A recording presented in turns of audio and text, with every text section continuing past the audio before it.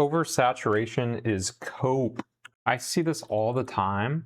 Whenever your buddy has a new idea for an app, instantly he gets shot down with, we already have X, where's the moat? People love to just shut everyone down with any idea they have. And their common argument is always related to saturation. And I think it's the dumbest thing ever. For two reasons. I want you to think about your favorite restaurants. Now I'm including things like McDonald's, fast food, right? And also fine and dine. I think everyone has a few main places they go pretty much all the time, right? These are like your comfort foods that you just love to have as often as possible. For me personally, I will admit, I love me some McDonald's.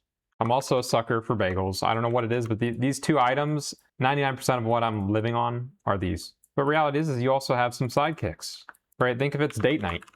You're not gonna, I hope you're not going to McDonald's on date night. You're gonna go somewhere a little bit fancier.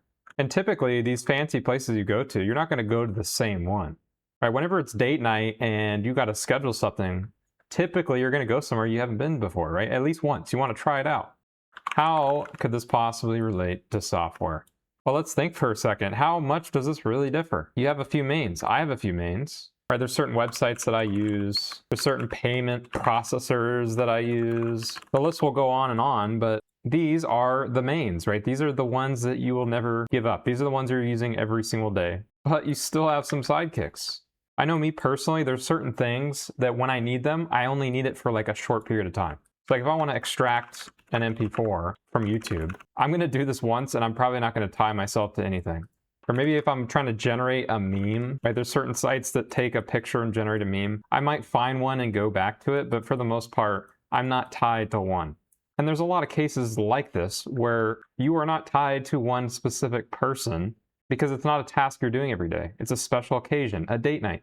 And so the big picture here, and part of why I think oversaturation is a terrible cope, is because people get bored. There's movies that you absolutely love to death, but you're not going to rewatch them over and over and over again.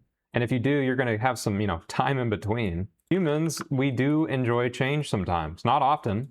Right? Like I was saying, we have certain mains that we like to stick to, but there's always room for change. Life would be so lifeless if we didn't have a few anomalies. And so while it might be true, we have a million apps and we have a million websites. When Bob is looking for something, he's going to go on Google, he's going to look around, maybe he'll even get some word of mouth from his friends, whatever. He's not going to go to the same app that everyone else is going to necessarily. Think about social media apps. Think about how many of those we have. Snapchat, Twitter, X, Facebook, Instagram, right? All these do something slightly different. But at the end of the day, if you bundle them as one thing, it's social media. And so while you have really a million social medias, there's an avenue for everyone. And people get bored. Right, I remember Snapchat has gone up and down. I remember it was really popular like 5-6 years ago, and it's starting to see a bit of a resurgence from what I've heard. Facebook at one point was the bee's knees, and now it's died out and people have moved to other things. Right, people get bored and they move on. And if you think about what makes a lot of companies a lot of money, it's ads. This does not make money if there's no potential to get into this guy's brain. And so there will always be an avenue where a product can be inserted into Bob's brain here. And so the point I'm making is this idea of oversaturation being a problem is disregarding how humans work. There are certain things we will always stick to for most of our life, but there are absolutely things we are willing to bend on. It's also important to realize the throne can be taken. There was a point in time where Twitter and X was getting somewhat pulled away to something like Blue Sky. And it absolutely failed because they didn't deliver on it, but they had that opportunity. The point is the throne is always going to open up for every app you can think of. There's a group of people that are completely anti-Google. I know a few of these people, and I don't blame them, right? Google's doing a lot to take your data and have fun with it, right? And it also goes into the OpenAI and Anthropic camp, right? People who are anti a specific company, they just want an alternative.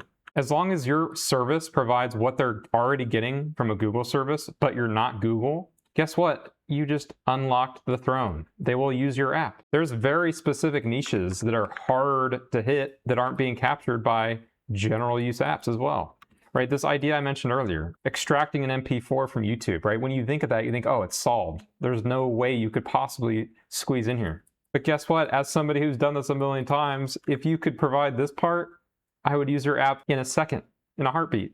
There's always an entry point to every single market. It's really just about finding that opening. Every market you can think of has a certain niche that's not fully being met. And even if it is, you may still be able to pick up people just off of this idea here. People that want something different. There's this chart I found. It's from A16Z, and it shows the App Store trends since AI has been released. And you can see, there's a massive influx in apps since the release of AI, as you'd expect. But the reason I find this graph interesting is because, yes, we are seeing an influx, but dude, there was already a shit ton. And there's been so many periods of influxes. I guarantee you there were people in October 2022 saying, what's the point? Meanwhile, you have apps like BeReal that, okay, let's be honest, this flopped, but it released at a time period where nobody thought something could come through. TikTok, right? When did TikTok come out? 2017. Bro, the market was so saturated at this point. I'm pretty sure it lived off the back of Vine, which came out in 2013, but it still brought something different. And it was able to take a really significant portion of the viewer base from YouTube and other sites. There's this quote from Mark Zuckerberg, and he mentions, right, Facebook wasn't the first thing he made. He made a bunch of other shit too. And so imagine if he stopped there, right? Imagine when the guy came with his app and it failed and he just gave up because, oh, the market's oversaturated. A lot of the times, dude, it's also just timing and luck, right? You could release an app today and it'd be doing something that we've already seen a million times, but it just so happened that the right person started using it and they advertised it and bada bing, bada boom. And so if you're sitting there staring at your screen, wondering, what do I do? What do I do? You need to stop worrying about this part here. Focus on what you enjoy doing, because if you don't do this part, you're going to give up early. Assume that eventually you'll find this hole here, this market position that will get you $1 bajillion. Assume you'll find this someday and just keep doing what you enjoy and eventually you'll get there.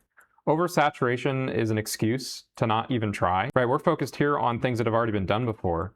There's a third element to this part here, right? Date night special occasions. There's also freaking novelty. You could come up with something that nobody's thinking about right now, and people are going to use it just because it's new and they've never seen something like it. There's always a way to get into here. You just have to figure it out. Keep trying. All my videos are actually the complete opposite of motivation. But anytime I hear somebody talking about this or bringing somebody down because the app they're making has already been done before, I just want to freaking bang a hammer on their head, because it's the dumbest thought process in the entire universe. Keep building, keep trying, and eventually you'll end up in one of these holes.